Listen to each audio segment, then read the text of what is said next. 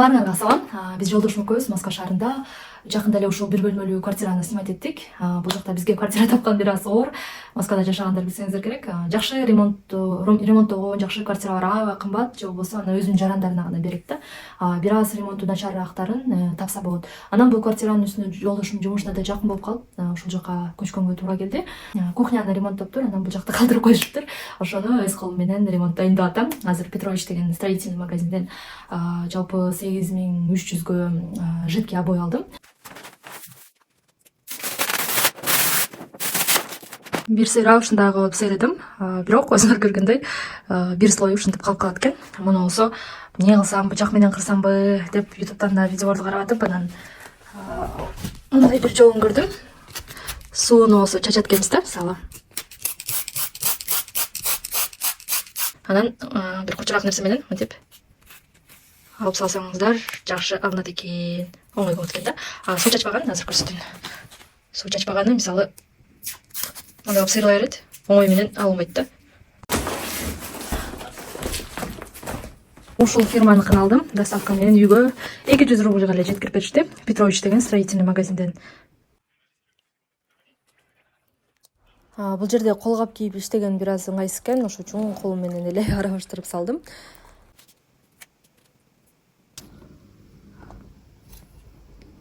Эшикте дагы ушундай бир эмелер сары болуп кеткен жерлер бар болчу да. Муну да аппак кылып сырдап коёй деп атам.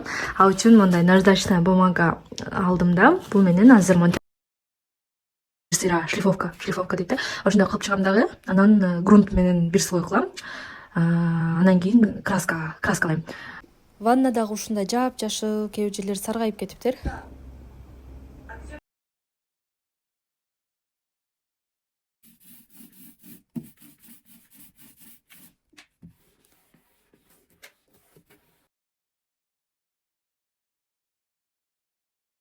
Ремонт баштаганга канча күн болду билбейм, аябай көп убакыт өттү. Ташпага окшоп, кыбырап, акырындан жасап атам.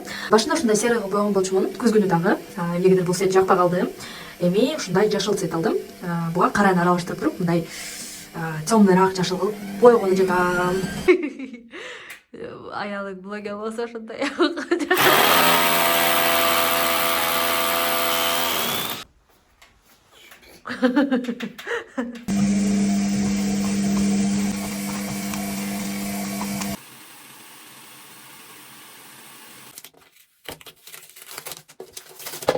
Ваннанын абалы дагы ушундай анча эмес.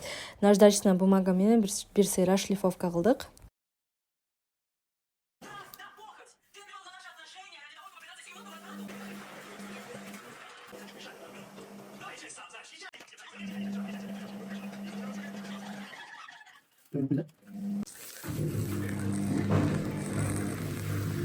Ваннаны почти бүттүк.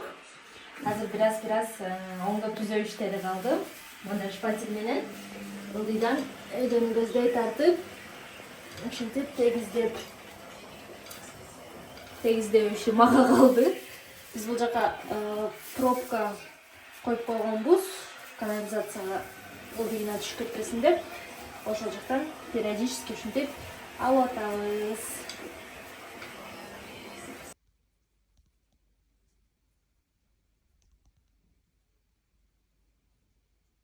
Ваннаны жаңыртык, мебелдерди боёдук, обойду алмаштырдык, штораны алмаштырдым. Жалпысынан бул ремонтко 25-30 миңдин тегерегине кетти. Негизи расходторду азайтса болот. Мен мисалы ойлонбой эле красканы улам эле Wildberries'тен заказ берип беркем 500-600 рубльга. Эгер строительный магазинге барып, чоң банканы баарына бир жерде турган кылып алсаңыздар, арзаныраак түшөт экен да. Ошондой эле мен ваннадагы кафелди да боеп салгам. Жапжашыл, сапсары аябай жаман болчу.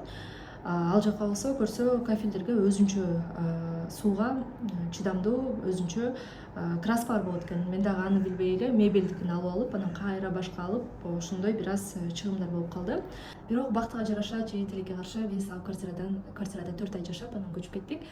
Көчүүбүздүн себеби жакшыраак квартира чыгып калды. Анда эмнеге ремонт жасадыңар деген суроо болсо, биз ал жакта 2-3 жыл жашайбыз деп аябай жакшы ниет менен барганбыз. Бирок бир нерсени байкап турбуз. Ал квартира биринчи этажда болчу, анан терезенин түбүндө алма бак бар болчу. Ал алма бак толугу менен терезеги жаап турат да. Тагыраагы бөлмөгө эч качан күн тийбейт. Эртең менен дагы кечинде дагы капкараңгы. Ошондон улам дагы мындай караңгы бөлмөдө жашасаң өзүңдө мындай маанайың түшүп эле бир башкача болуп кеткен да, энергияң жок болуп.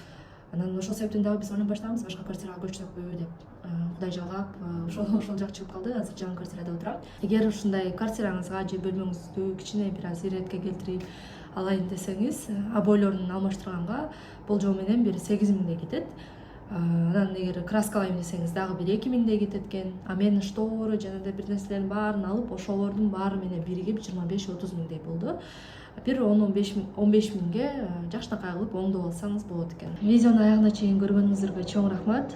YouTubeга жүктөгөн алгачкы видеолорум болгон үчүн кемчиликтери көп. Буюрса ошолордун үстүнөн иштеп, мындан дагы жакшыраак, кызыктуураак видеолорду кылганга аракет кылам. Барыңыздарга чоң рахмат.